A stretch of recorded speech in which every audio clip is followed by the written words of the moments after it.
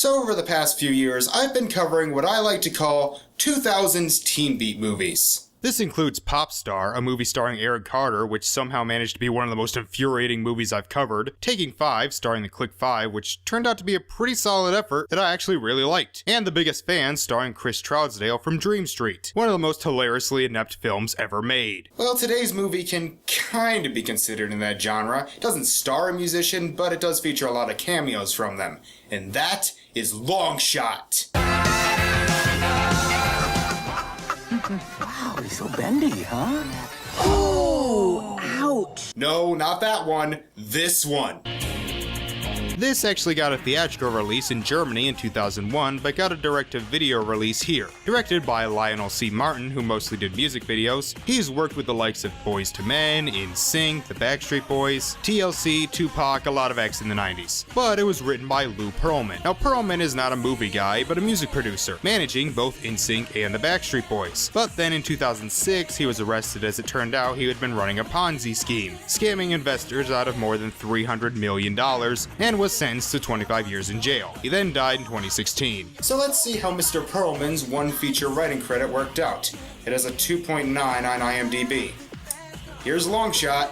So we start with a bunch of Jersey Shore rejects watching TV. This is O-Town. Do you remember O-Town? I sure as hell don't. But they are watching an infomercial for... the craziest thing I've ever seen. Turn it up, watch.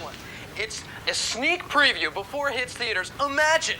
You're gonna be the talk of the neighborhood, part of the creme de la creme when they find out you've got this movie before it's even out. Oh my gosh, people would do anything for money. Oh, this is funny. What? And you know the sad part is you would buy something like this. Oh, now you want to watch it. Yeah, put it on. But I thought it was the dumbest movie. Okay, hold on. So, this movie has a scene where characters in the movie are about to watch said movie and just make jokes about how it's a stupid idea that was only made to make money. This is levels of meta I didn't even think were possible. So after they shut the hell up, they pop in the movie, and the Longshot movie within the Longshot movie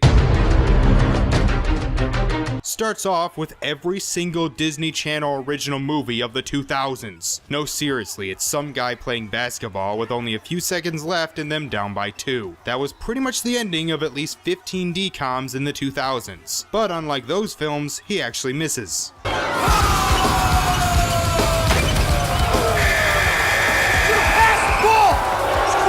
He then hung himself. This is Alex Taylor, played by Joey Sculthorpe, who would never be in a full-length motion picture again. And I'm pretty sure he only got in this because his brother is one of the members of Take 5. But you may recognize this person. Hey Alex, are you taking to the prom? Well, Alex, let's play the game. Here we go. Was that fucking Topanga? Alex lives with his older brother, Jack. great, no pizza.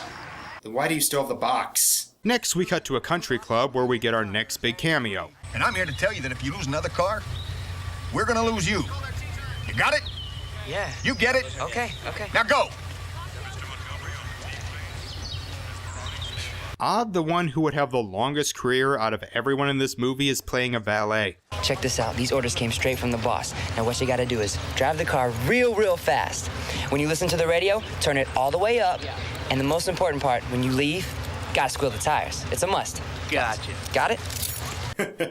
He just got that guy fired.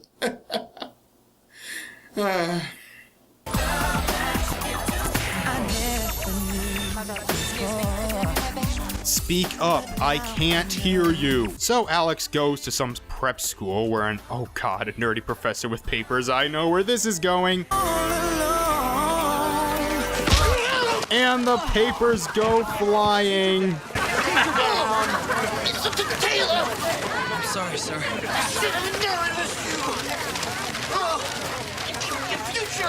Alex turned out to be a really good kid, despite the fact that There's a narrator now? Yeah, almost 10 minutes in, Jack decides to start narrating, and yes, he will continue to do it through the rest of the movie. Why did they not bring in the narration until 10 minutes in? I do not know. Well, Alex, you're late. Hey, everyone! Alex is Gilbert, here. what are you doing here? He's Alex's boss at the CD store, and he is one of the funniest things in the film. Hey, what are you listening to? What are you listening to? Tell me what you're listening sing too! So Alex is sent to help a customer who I think might be the Queen of England. Actually, she's Mrs. Fleischer, played by Ellen Arbentini Dow, who is in a lot of things and you will show her respect. Hey. Too bad about the game, huh? Yeah. This is sexual harassment and I don't have to take it. I'm gonna ask you again. Who are you taking to prom? Dude, take the fucking hint. You like her, she obviously likes you.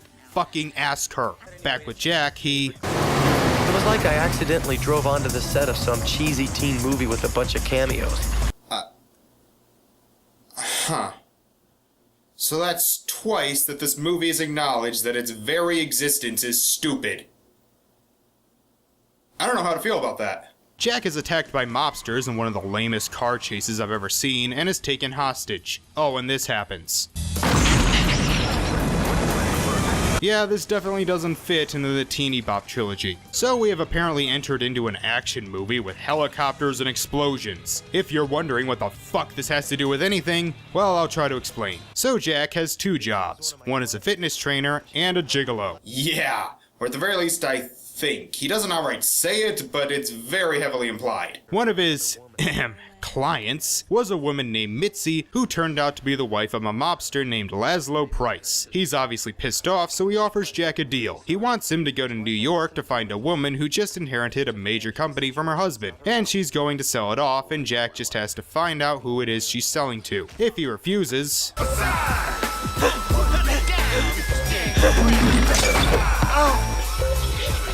Is this real? Like, I genuinely can't tell if this is real. The next day, at lunch, we see Alex's nerd stereotype best friend named Chip. So, let me see it. Oh, cool. You found this in the record store and it belongs to that old lady? Okay, you know what? I can ignore the nerd blackface. I'm fine with that.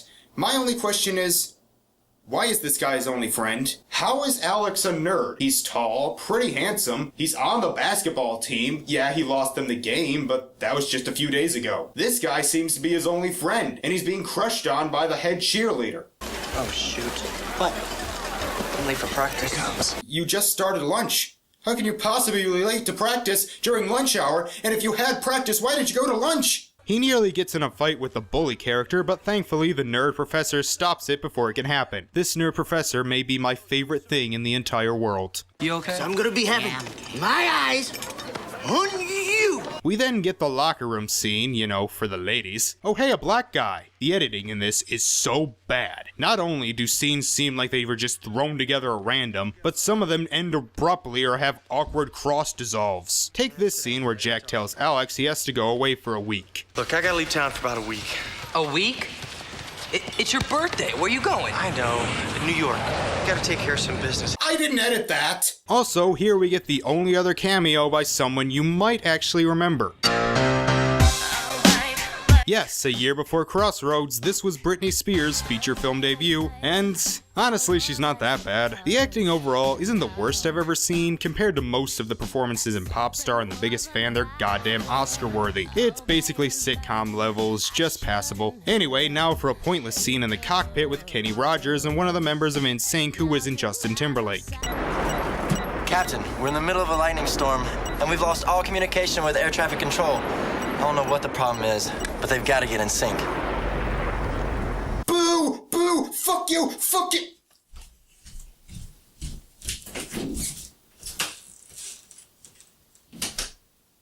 Okay, hold on. So you're on a plane in the middle of a lightning storm and you've lost all contact with air traffic control? That's pretty serious. Whoa, I'm sorry. I thought you were someone... You don't have to be sorry, honey. Service is my middle name. What would someone so perfect like you want with someone like me?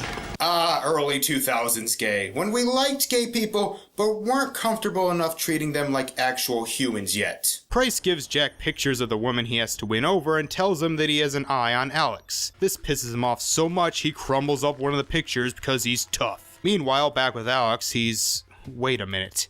NSYNC? So NSYNC exists in this movie's world? Then who the fuck are these guys? You just broke your own universe because of these stupid cameos. Anyway, Alex gives the locket back to Mrs. Fleischer.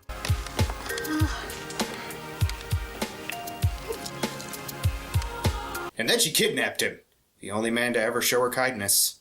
Is Jack and the woman, named Rachel Montgomery, talk in scenes that I think are meant to be funny. Alex is watched over by some of Jack's friends, Tommy and Vicky. But don't worry, that doesn't really matter. The next day at Z-Rate Baywatch, Alex gets a call. Yeah, I'm okay. I just got a, cold call from Deke. How are you? I was sucker punched.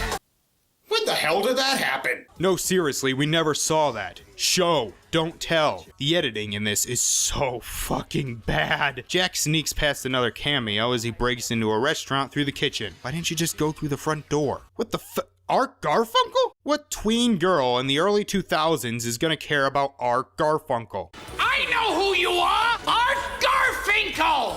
Hi, everyone! Art Garfinkel is here in my store! I can't help it. Godfrey's amazing in this. Mr. Taylor, this way, please. Somehow that's racist. I'm not sure how yet, but somehow that is racist. Oh, goodness. Sure. I'm just a little nervous. I haven't been out in about 16 years. You were the wife of a wealthy businessman and you haven't gone out in 16 years? I mean, yeah, she does mention she has a 16-year-old kid, but you're rich. Hire a nanny. The two go on a date and Jack starts to legit fall in love with her because of course, and calls Price to call off the deal. You stay focused. Complete your assignment. You never told me she had a daughter, Price. You want to kill me? Knock yourself out. You're not afraid to die?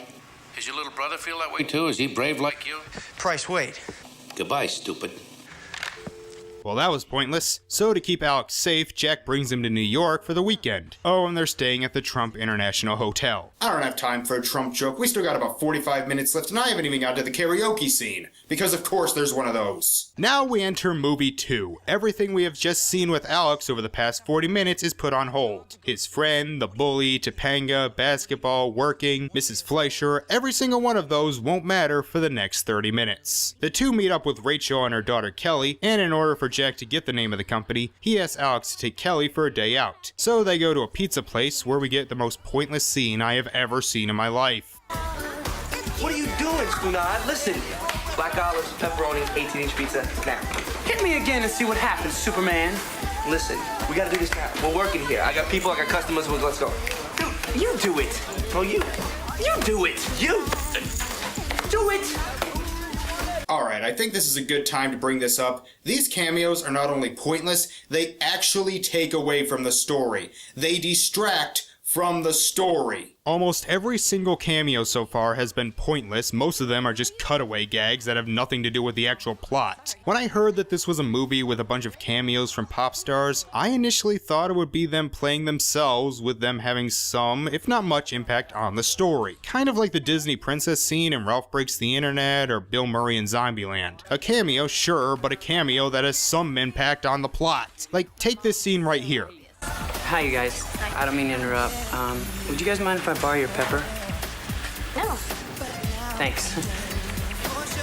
What the hell is Post Malone doing in this movie? Shouldn't he have been like 6? Actually, that's another NSYNC member. Yeah, this is a problem. I can tell when a cameo shows up, but since I was only 8 at the time and wasn't really paying attention, I can't tell you who most of these people are. This exists to be watched by a certain demographic in a 2-year span at best, and that 2-year span was almost 20 years ago.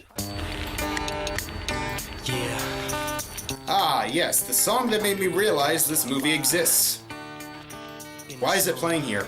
When you take a sip, you buzz like a hornet. Billy Shakespeare wrote a whole bunch of sonnets. Still one of the most forced rhymes I've ever heard. So the two go to some pool party where Alex gets forced into singing karaoke, and luckily for him, his voice comes fit with built-in auto-tune, acoustics, and backup vocals.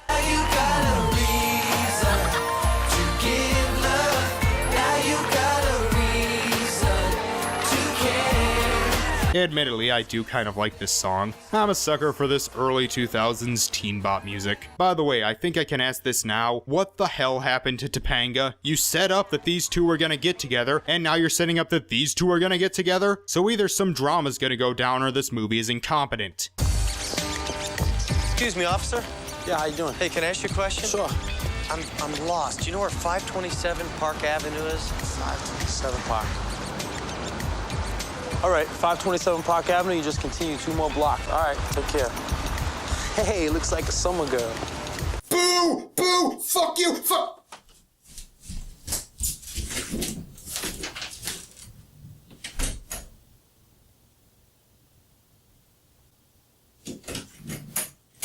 No. I have to say something about this. That doesn't make sense. Who would say that? Why would you say that? And you're a cop. I'm pretty sure you shouldn't be hitting on someone while you're on duty. Jack tells Rachel the truth because the liar revealed, and this leads to the third act breakup. Hooray for cliché. By the way, just explain that he is threatening you and your brother. I would hope she would understand, and if she doesn't, fuck her. Alex and Kelly are then attacked by The Rock. Yes, The Rock versus Alex, and Alex wins.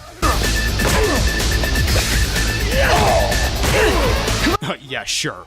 And that scene had literally no purpose. Rachel and Jack then get back together because plot, and Price's wife tells Jack that Price may have some incriminating information in his New York office. So Alex and him break in by distracting the security guard with hot chicks. Yes, this is a heist movie now. So we went from sports movie to teen comedy to action film to mobster flick to teen romance to heist film. They get some footage of him torturing people, and then he lies to Price, giving a false company, so he can invest heavily in it. So wait, his plan was to just invest and make more money? Who gives a shit then? You are willing to put both you and your brother's life on the line just to prevent this rich bastard from getting more money? Well, the stocks fall and he goes broke and gets arrested, because that's how things happen. Why would you even film yourself torturing people? So yeah, the bad guy's been defeated. We still got about 20 minutes left, let's go. Hello, my friend. Where'd you go? Kennedy. Yes, he was a great man. No, the airport. Passport?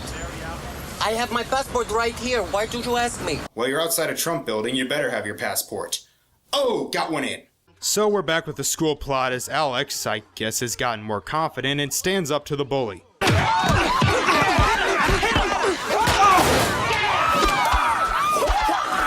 I have never been more turned on in my life. I sure hope she enjoyed that, because that's the last time we see her in the film. So they set up through the first half of the movie that he's into her and she is obviously into him. She also was being abused by her current boyfriend. She seems super nice and they don't end up together. In fact, they don't even interact in the entire last half of the movie. Why? Why would you set them up if you weren't gonna do anything? Normally, if the guy and girl he has a crush on don't end up together, it's because she's a bitch and he can do so much better. But she's not. Whatever, we then see him talking with Mrs. Fleischer as we learn why she has such a fondness for Alex. Had a son, passed away when he was only 15. A car accident. I was driving.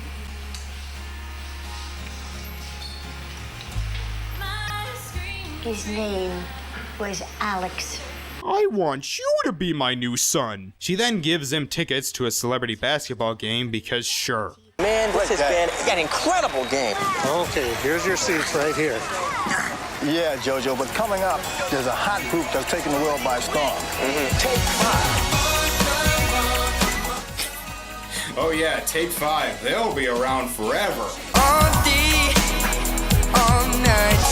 Me and you together equals romance. Yep, totally taking the world by storm. How could you not with these lyrics? Alex is picked to take a half-court shot for a chance at $3 million, which I guess is the only reason this movie is called Longshot. At least we're back in the sports movie it started as. By the way, I forgot to mention, Rachel said earlier that if she could get $2 million, then she wouldn't have to sell the company at all. And Alex takes the shot, makes it, getting enough to save her company. Oh, that's convenient. You know, one of these days, I just want to see a movie where they miss. We then go back to O-Town. Hey, I was wondering, guys, how come we weren't in that movie? Because you're all terrible actors.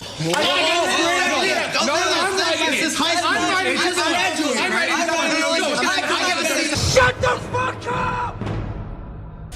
Our own movie? Why not? Yeah, you ain't getting your own movie. So even though O-Town have stopped watching the movie Longshot, the actual movie Longshot continues. They stop the tape. Why is this still going? Jack's friend Tommy opens a nightclub with male strippers called Chippendales. Yes, seriously? And it's a huge hit. We even get a cameo from Lou Pearlman himself. And we get those title screens that tell us what happened to all the characters. You can run, but baby, you can't hide, 'cause I know. Price is gonna get raped in prison. And seriously, whatever happened to Topanga? Okay, so one of these title cards says her character, named Gloria, married Chip because why not? Don't tell me things that I don't wanna hear. Come on, baby, let me whisper. Mrs. Fleischer is best cougar. Also, hold on. So Jack is dating Rachel, who is the mother of Kelly, and Kelly is dating Alex, who is the brother of Jack. I mean, yeah, they do make it clear that Jack and Alex were both orphans and were adopted, so I'm guessing they aren't blood related, but still, that's a little weird.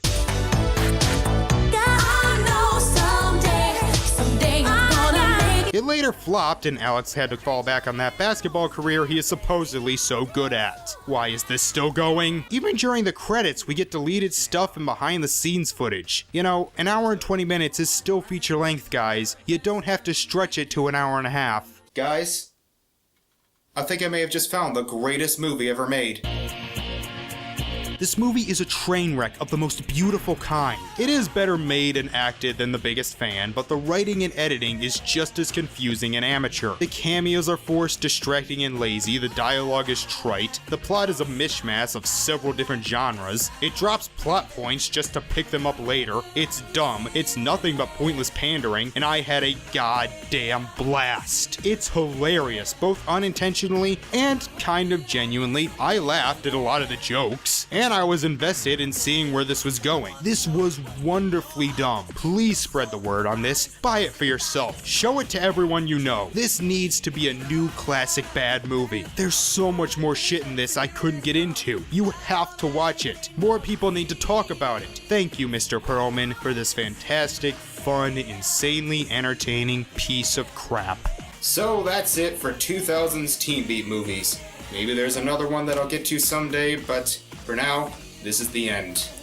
Well, next time we'll be looking at a Disney Channel original movie that's celebrating its 20th anniversary this year. Thank you all for watching, and I will see you next time. Bye.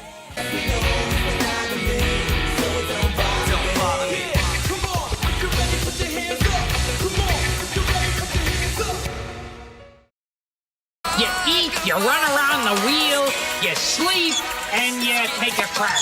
Basically like me.